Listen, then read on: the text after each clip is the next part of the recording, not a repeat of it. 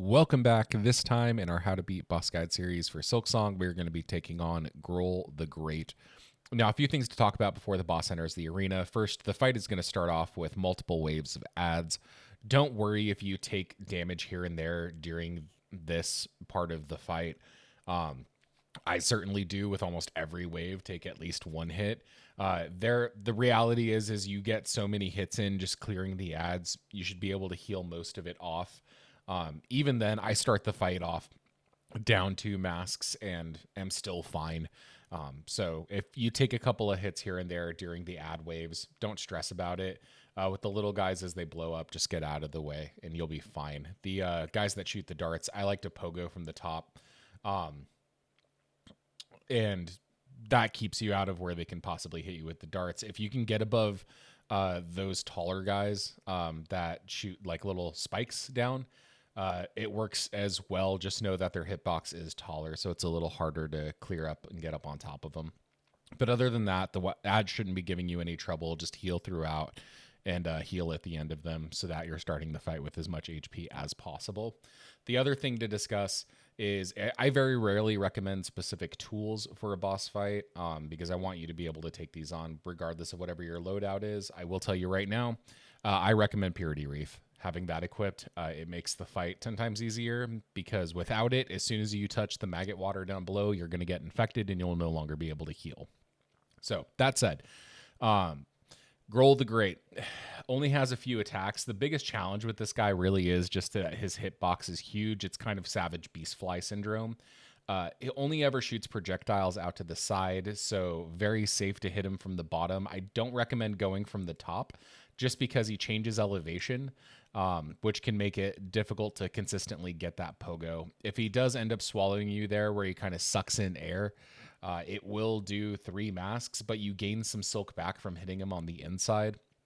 So you're able, as long as you're like halfway at least to being able to heal, by the time you get sucked in, you can generally heal off that damage.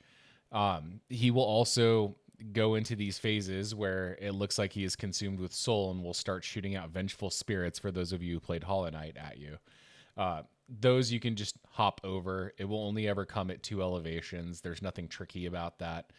Biggest thing with this fight is when you can safely be underneath him without him coming down and hitting you, go ahead and upswing, get those hits in.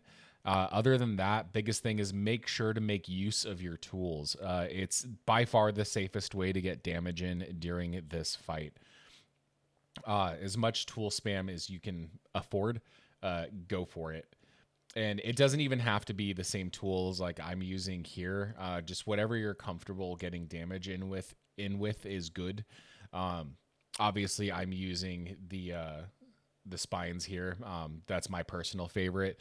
But eventually, you'll get him to the point where you get a stagger, and he doesn't have much HP left after the stagger. It's only a few hits, and then the boss fight's over.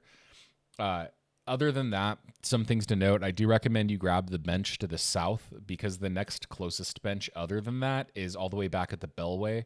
And the run back for this fight is rough if you're struggling and have to do it multiple times.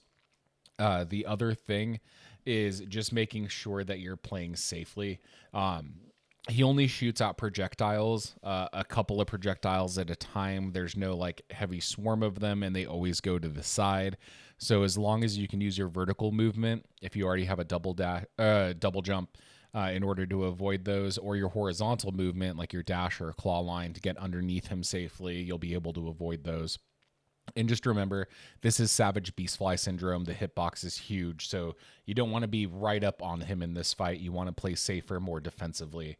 But other than that, that's all I got, and that is also how you get Seeker Soul for the Silken Soul quest or wish. But as always, if you found this useful, feel free to leave a like, subscribe if you want to see more content, and let me know down in the comments below what boss fights you want to see next. As I'm sure you could tell at this point, we're continuing to upload, and we're going to be covering every boss fight in Silksong. But yeah, I will see you next time. Good luck.